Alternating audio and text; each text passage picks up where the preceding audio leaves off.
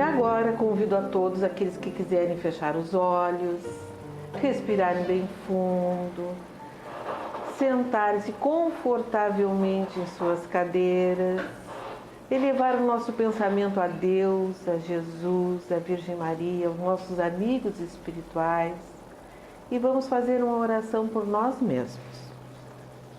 Mestre Jesus, faze que quando olharmos para as pessoas, que não olhemos somente, que saibamos olhar com misericórdia para que nossos corações não se turvem de sombras. Hoje, quando ouvirmos as pessoas, que não ouçamos apenas, que saibamos ouvir com compaixão para que nosso coração não julgue apressadamente.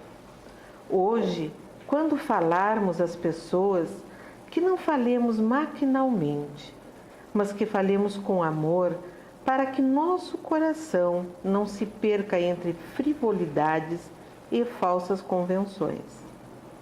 Amado amigo, que tenhamos consciência de que os olhos são os emissários do Espírito, de que a audição é o vestíbulo de todas as influências, de que nossa boca é a fronteira entre a sensatez e a invigilância, e que nosso comportamento em todas as oportunidades é deflagrador de todas as respostas. Divino Pastor, nosso coração é o nosso tesouro, bem o dissestes.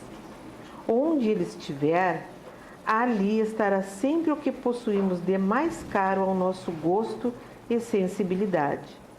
Por esse motivo lhe rogamos, guarda nossos corações para que não os transformemos em baú de traças e inutilidades no correr da vida, fixando o olhar em valores equivocados, ouvindo os sons da degradação e espalhando as aflições através da palavra imprudente e deseducada.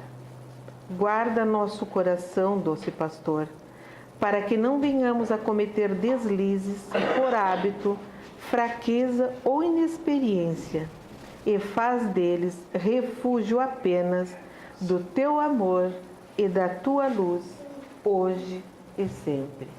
Que assim seja. A exposição de hoje está a cargo da nossa colega Maria Lúcia.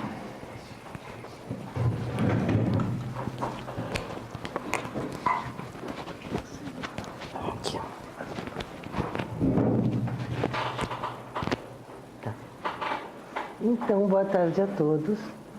Que nos sintamos abraçados pela nossa equipe espiritual que aqui está, todos naquele amplexo bem amoroso, bem fraternal, porque somos todos irmãos. Então, o assunto de hoje, nós seguindo o livro que nós estamos como roteiro, que é Jesus no Lar, psicografado por Chico Xavier e ditado pelo Espírito Neio Lúcio, o nosso capítulo é o capítulo 10, que fala do juiz reformado. Ora, esse livro, quem não sabe, quem não lembra, ele foi feito a partir de reuniões feitas na casa de Simão Pedro por Jesus, e todos que queriam conviver com ele naquela época, felizes, né, que estavam lá, e que eram debatidos assuntos que tinham a ver com o cristianismo ou com bons comportamentos para que pudéssemos evoluir.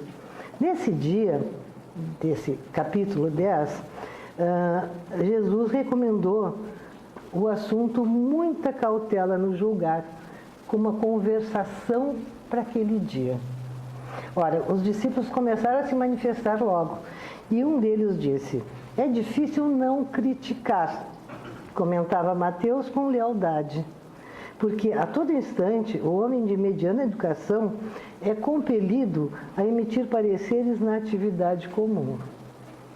O outro dizia: sim, concordava André, muito franco, não é fácil agir com acerto sem analisar detidamente.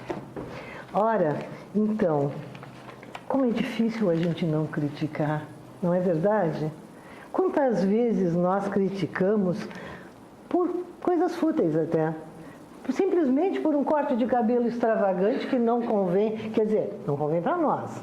Nós achamos estranho e criticamos. Às vezes achamos que não faz mal, mas nós que estamos criticando nossos irmãos por qualquer comportamento que não seja de acordo com o que nós pensamos que está correto, nós acabamos criticando. Ora, mas como nós somos espíritas e estamos aqui tentando nos reformar, às vezes nós pensamos e não verbalizamos, não vamos dizer nada melhor, mas pensamos. É muito difícil quem não pensa uma crítica que seja. Isso de coisas banais, coisas simples. Agora, se forem coisas mais graves, se nós vemos um assassino, um bandido, um traficante, que provoca tanta desgraça no meio do povo, aí a crítica é a pior. Todo mundo critica. Mas nós conhecemos bem a vida dessa pessoa? Conhecemos. Foi dito lá na mídia tudo que ele viveu, tá? Mas nós vivemos a vida dessa pessoa? Não. Só podemos opinar sobre aquilo que vivemos. E olhe lá, que às vezes nós vivemos e achamos que estamos fazendo tudo certinho e não estamos. E aí nós sempre arranjamos um jeito de dar uma desculpa para os nossos equívocos. Nós somos sábios, nós sabemos de tudo. Como que eu vou me comparar com um traficante? Nós somos todos irmãos. Então, nós não colocamos no lugar deles, né? Então, nós somos todos feitos da mesma essência, embora tenhamos diferenças no contato social. Socialmente, nós somos diferentes muitas vezes, mas a essência é a mesma. Nós estamos todos vivendo num planeta de provas e expiações. Não somos santos. Não temos o direito de apontar o dedo para as pessoas, porque nós não sabemos o que fizemos em outras vidas. Como a crítica, como aquele julgamento severo, como é cruel muitas vezes, e a quantas tragédias ele leva, aquele fanatismo religioso que nós vimos principalmente na parte dos orientais lá, que cometem aqueles crimes absurdos pela religião, né? Isso aí é uma crítica que eles fazem aos outros que não têm a religião deles.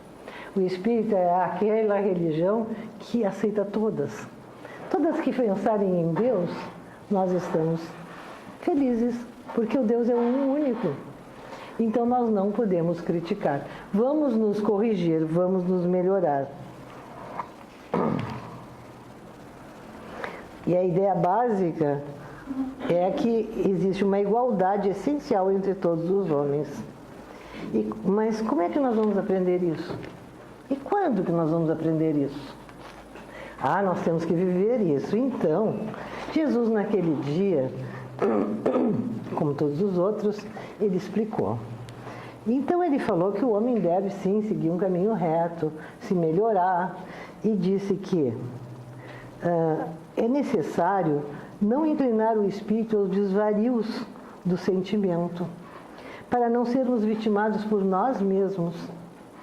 E falou, seremos julgados pela medida que aplicarmos aos outros. Nós temos isso no Livro dos Espíritos, no Evangelho, né? Mas ele falou ainda, o rigor responde ao rigor.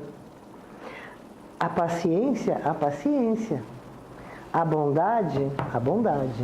Então nós vamos ter respostas de acordo com o nosso comportamento. E contou uma história. Então ele contou que quando Israel vivia sob o governo de grandes juízes, existia um magistrado austero e violento, em destacada cidade do povo escolhido, que imprimiu o terror e a crueldade em todos os serventuários sob a sua orientação. Abusando dos poderes que a lei lhe conferia, criou ordenações tirânicas para a punição de mínimas falhas. Multiplicou infinitamente o número de soldados, edificou muitos cárceres e inventou variados instrumentos de flagelação. Ele achava que ele estava certo. Ele queria corrigir aquela cidade. O povo, asfixiado por estranhas proibições, devia movimentar-se debaixo de severa fiscalização, qual se fora rebanho de bravios animais. Trabalharia, descansaria e adoraria o Senhor em horas rigorosamente determinadas pela autoridade, sob pena de sofrer humilhantes castigos nas prisões com pesadas multas de toda a espécie. Se bem mandava o juiz, melhor agiam os subordinados, cheios de natural malvadez. Talvez esses fossem mais ignorantes. O juiz achava que estava certo, eles daí adoravam, gostavam de maltratar. Assim foi que, certa feita, dirigindo-se o magistrado, alta noite, à casa de um filho enfermo, foi aprisionado sem qualquer consideração por um grupo de guardas bêbados e inconscientes que o conduziam à escura enxovia, que é um calabouço, uma masmorra, procurei aqui para saber, que ele mesmo havia inaugurado semanas antes. Não lhe valeram a apresentação do nome e as honrosas insígnias de que se revestia.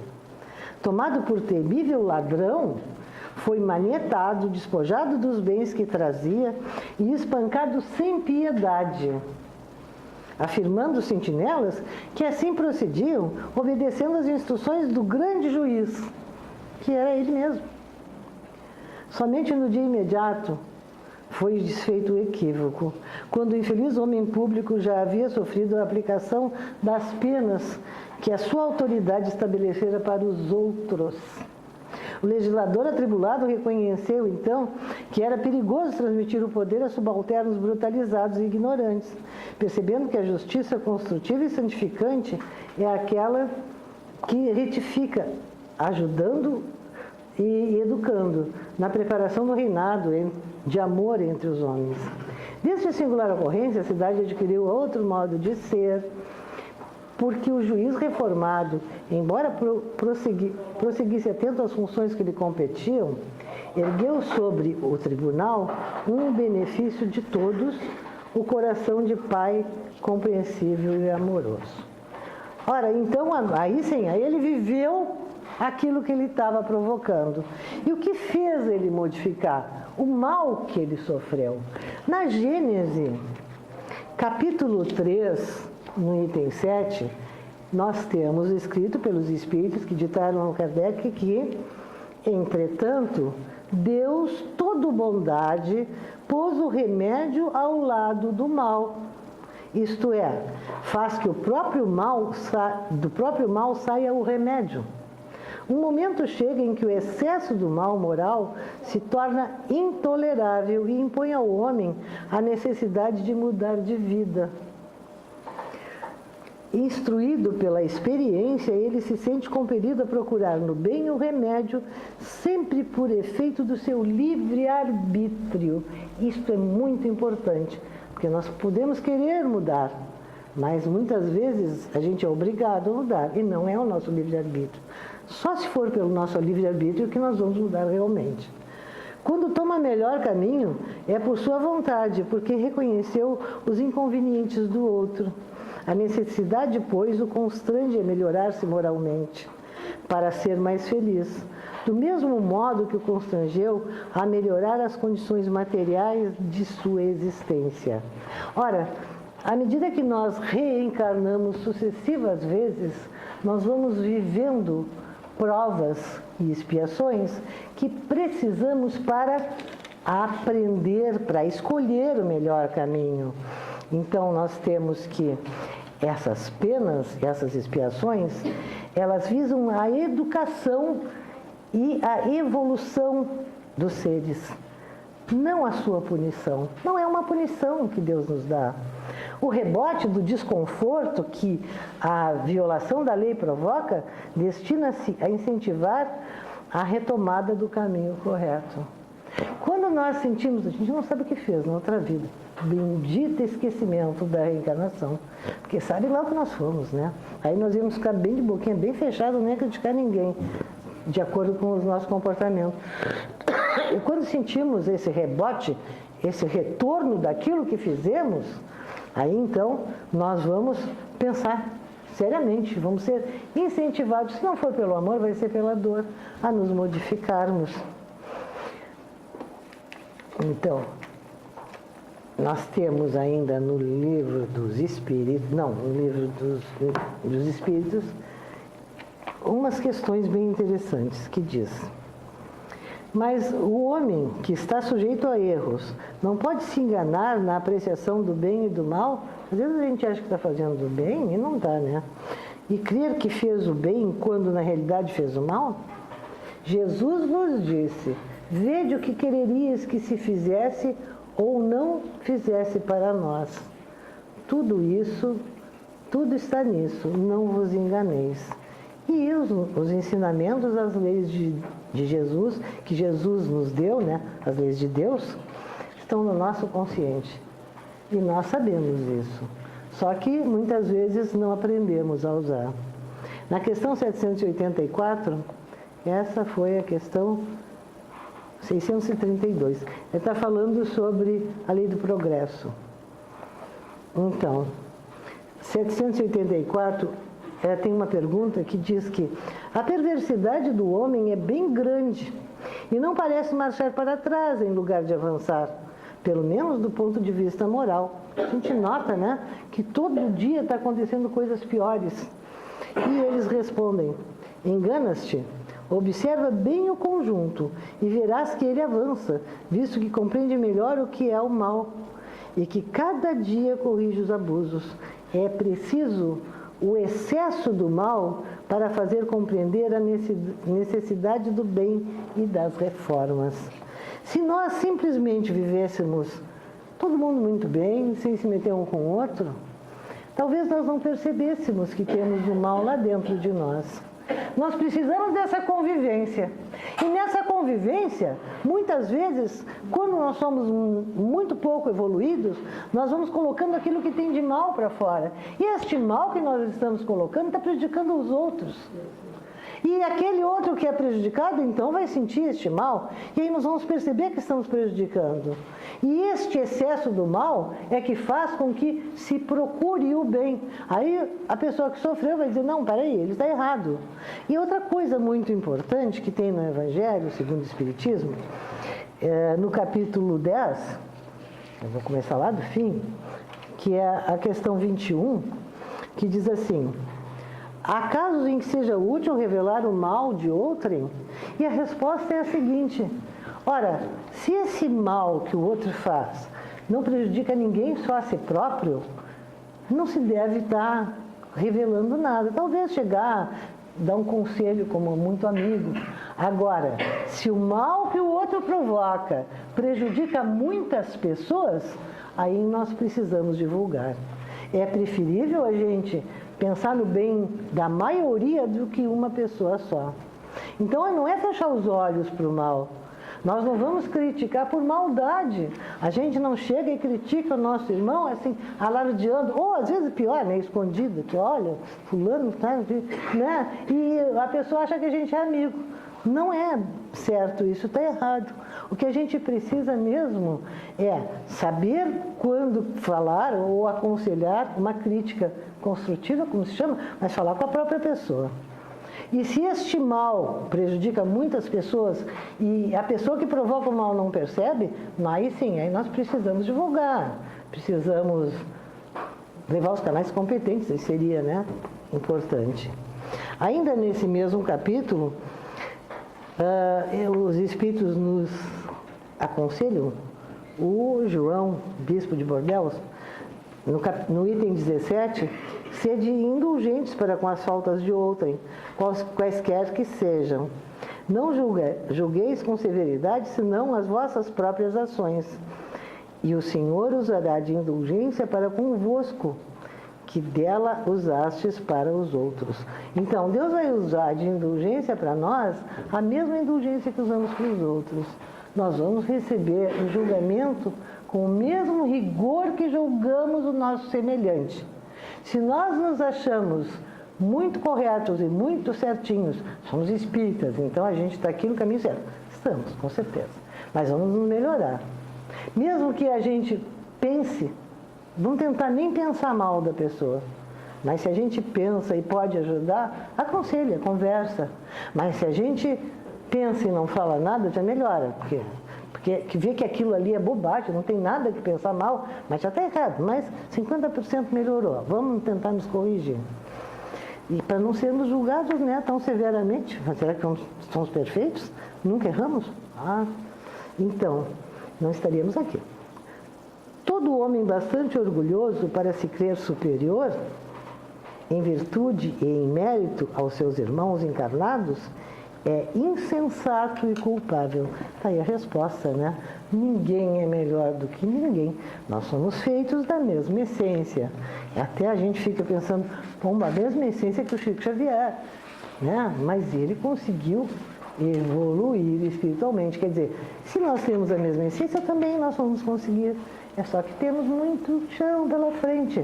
Mas vamos começar desde agora. Nós estamos aqui juntos para isso. Vamos nos ajudar, vamos nos melhorar. Quando surgir aquela vontade de criticar, vamos pensar, não vivi a vida dele, não sei por que ele fez isso. Quando for importante que seja criminalizado uma pessoa que está prejudicando muitos outros, aí vamos orar por ele. Quem sabe ele melhora, né? Isso é importante. É o que nós precisamos fazer. Nós precisamos nos melhorar. Nós precisamos auxiliar o nosso irmão e não criticar tanto. Esse juiz que julgou os outros, ele sentiu na própria pele. É figurado, né? Dá para entender que seriam várias encarnações. Ele julgou numa, sofreu as consequências na outra. Então, ele modificou a maneira de agir. E a conclusão de Jesus nessa história é muito importante. Então, assim, uma parte bem lírica, né? Lá fora brilhavam estrelas retratadas nas águas serenas do grande lago. A gente imagina Jesus, né, na beira do lago falando. Depois de longa pausa, o mestre concluiu: somente aquele que aprendeu intensamente com a vida, estudando e servindo, suando e chorando, para sustentar o bem, entre os espinhos da renúncia e as flores do amor, estará habilitado a exercer a justiça em nome do Pai. Então, falta muito para nós, mas nós estamos tentando, estamos caminhando e vamos chegar lá, se Deus quiser e se nós nos ajudarmos, né? Todos juntos, de mãos dadas, nenhuma crítica aos outros, sempre que sejam críticas construtivas. Não importa o comportamento do outro, não é assim que se faz. A gente respeita o próximo. Existem, inclusive, culturas diferentes, que muitas vezes nós criticamos aquelas culturas, mas é cultural. Cada um tem a sua cultura e cada um nasce no lugar que precisa. Se alguém nasceu, se uma mulher nasceu naquelas culturas que precisam usar burca, que as mulheres são menosprezadas, bom, ela precisou daquela experiência. É terrível, né? A gente critica, mas não é para criticar. Ela precisou nascer ali. Nós nascemos aqui, está um pouquinho melhor, mas ainda assim, né? A gente está um pouquinho melhor, quem sabe, né? Um dia fica tudo bem melhor. E vai ficar, com certeza. Nós estamos evoluindo, aos pouquinhos, mas a gente já percebe. Nós temos olhares carinhosos das pessoas quando nós fitamos nos olhos, quando nós nos desarmamos. Sempre que se olha para uma pessoa que olha para a gente, é bom dar um sorriso. Por que não? Nem conheço. Uma vez, não se fala de experiência própria, mas eu vi com meu neto pequeno, passei por uma moça parada numa loja, eu sorri para ela, ela sorriu para mim. E disse assim: você conhece ela? Não. Foi por que sorrisse? O que tem? Que bom, né? É tão bom isso. Olhar e sorrir e sentir o sorriso de volta. É isso que a gente precisa. Então vamos viver abraçados, vamos ser felizes, vamos nos amar mais, nos criticar menos. Que é isso que é a evolução propriamente dita, para sermos seres melhores. E que Deus nos proteja sempre nesses objetivos. Que assim seja. Agora convido a todos para nós orarmos por todos aqueles nomes que nós trouxemos e colocamos aqui nas urnas de encarnados e desencarnados. E se por acaso alguém esqueceu de trazer o nome, basta pensar e receberá as irradiações. Pai nosso que estais no céu, e em todos os lugares santificado seja o vosso nome, a vossa misericórdia, o vosso amor. Venha a nós a vossa luz salvadora, despertando em nosso íntimo o seu reino. Seja feita a sua vontade, elevando o nosso espírito ao caminho do bem. Sustenta-nos nas batalhas do dia a dia, alimentando-nos com o pão da vida. Perdoai as nossas dívidas, mostrando-nos a cada momento o caminho da nossa regeneração. E que, transformados, possamos também levar a sua compaixão, socorrendo e amando todos os nossos irmãos. E Pai, sustenta-nos em cada travessia, fortalecendo-nos diante das provas, libertando-nos das tentações e sendo nosso escudo protetor contra qualquer mal. Que assim as suas bênçãos permaneçam sobre toda a nossa existência. Que assim seja.